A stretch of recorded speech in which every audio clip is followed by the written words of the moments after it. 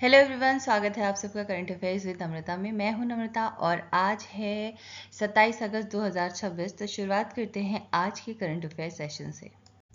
आज का पहला टॉपिक है भारत चीन के 25वें स्पेशल रिप्रेजेंटेटिव्स टॉक्स में सीमा विवाद के समाधान की दिशा में early and substantial harvest of boundary delimitation पर आगे बढ़ने, ट्रांस बॉर्डर रिवर्स पर बैठक और नए मिलिट्री कम्युनिकेशन हॉटलाइन चैनल्स बनाने पर सहमति बनी। दोनों देशों ने LAC पर शांति और संबंधों के नॉर्मलाइजेशन को जारी रखने पर जोर दिया।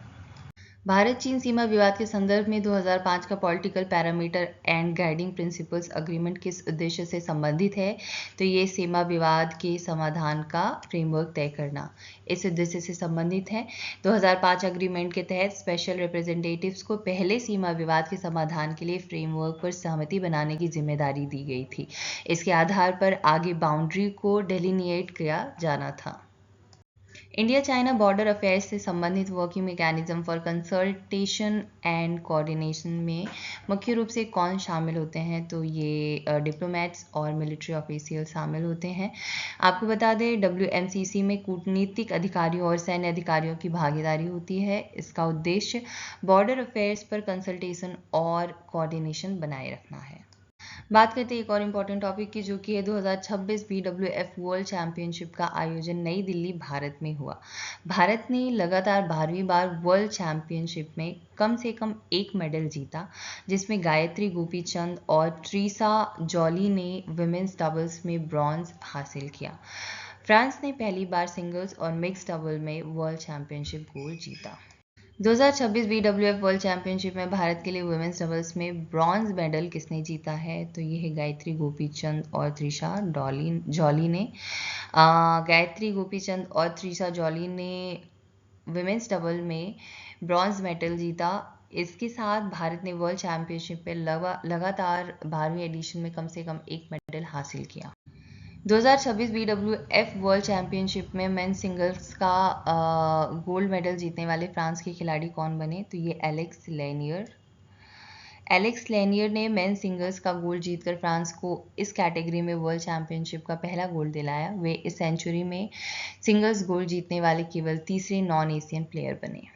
बात करते हैं एक और टॉपिक की। 28 अगस्त 2026 को भारतीय शेयर बाजार में तेज गिरावट देखने को मिली। सेंसेक्स 539.35 अंक यानी 0.70% गिरकर 76,933.59 पर बंद हुआ, जबकि निफ्टी 24,100 से नीचे चला गया। गिरावट की प्रमुख वजह HDFC बैंक में बिकवाली और जियोपॉलिटिकल अनसर्टेनिटी रही। 27 अगस्त 2026 को BSE सेंसेक्स कितने अंक गिरकर बंद हुआ? तो ये 539.35 अंक गिरकर बंद हुआ। 27 अगस्त 2026 को भारतीय शेयर बाजार में गिरावट की प्रमुख वजहों में से एक क्या थी? तो ये HDFC बैंक में बिकवाली, ये प्रमुख वजह थी। ब्लू चिप HDFC बैंक में सेलिंग प्रेशर और लगातार बनी जियोपॉलिटिकल अनसर्टेनिटी ने इन्वेस्टर्स के सेंटीमेंट को प्रभावित किया, जिससे सेंसेक्स और निफ्टी में गिरावट आई। अब बात करते हैं एक और टॉपिक की। प्रधानमंत्री जनधन योजना ने 28 अगस्त 2026 को 12 वर्ष पूरे किए। 19 अगस्त 2026 तक 59.09 करोड़ खाते खोले गए, जिनमें 3.17 लाख करोड़ जमा है। लगभग 55.7% खाता धारक महिलाएं और 77.8% खाते ग्रामीण या अर्ध शहरी क्षेत्रों में है। योजना के तहत 41.29 करोड़ रुपए कार्ड्स जारी किए गए हैं। जैम ट्रिनिटी ने सरकारी लाभों की सीधे और पारदर्शी पहुंच को मजबूत किया गया है।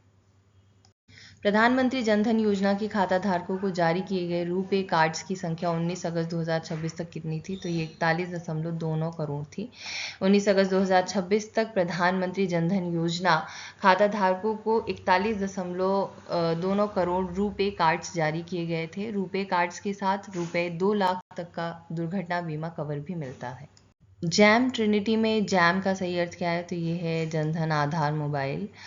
Jam is equal to Jan Dhan Aadhaar mobile. इसके माध्यम से सरकार लाभार्थियों के बैंक खातों में प्रत्यक्ष लाभ हस्तांतरण का कर बिचौलियों और देरी को कम करती है।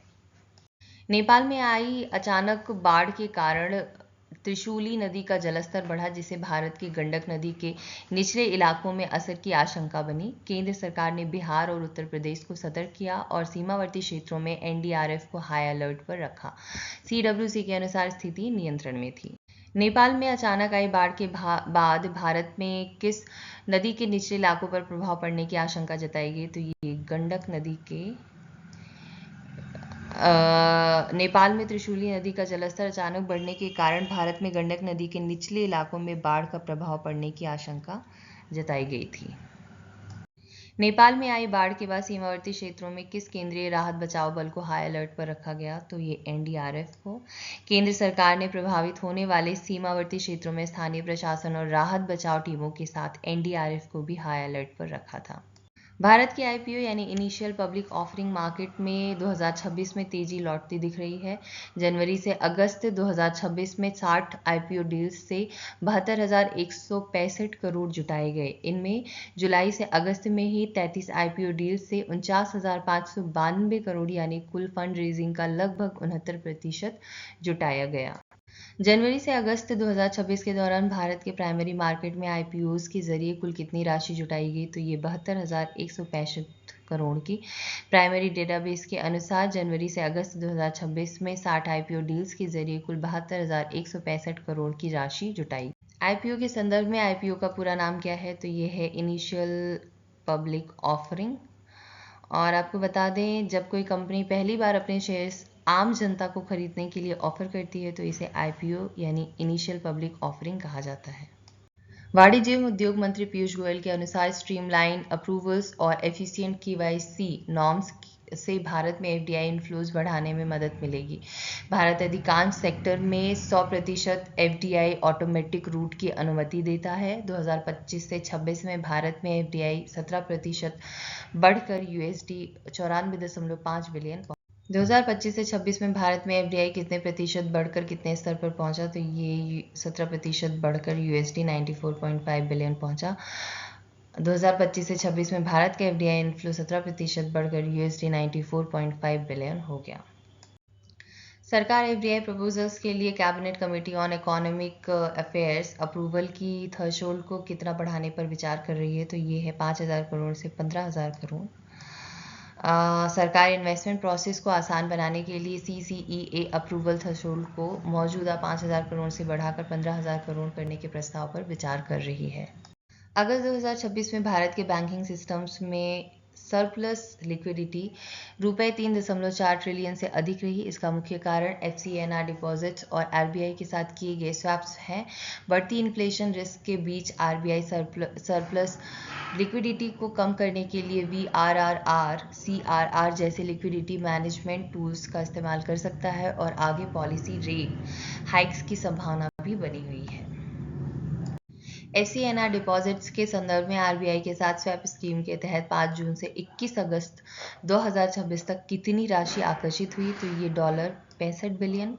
बैंकों ने एफसीएनआर डिपॉजिट से जुटाकर उन्हें आरबीआई के साथ स्वैप किया। इस स्कीम के तहत 5 जून से 21 अगस्त तक $65 बिलियन आए।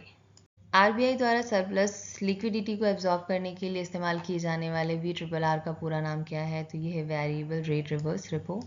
VRRR यानी वेरिएबल रेट रिवर्स रेपो एक लिक्विडिटी मैनेजमेंट टूल है जिसके जरिए आरबीआई बैंकिंग सिस्टम से अतिरिक्त लिक्विडिटी को एब्जॉर्ब करता है। तो आज के सेशन में बस इतना ही। अगर वीडियो पसंद आई हो तो प्लीज़ वीडियो को लाइक करें, शेयर करें, चैनल को सब्सक्राइब करें। मिलते हैं अगले वीडियो में कुछ और इम्पोर्टेंट क्वेश्चन और टॉपिक के साथ। तब तक के लिए नमस्कार।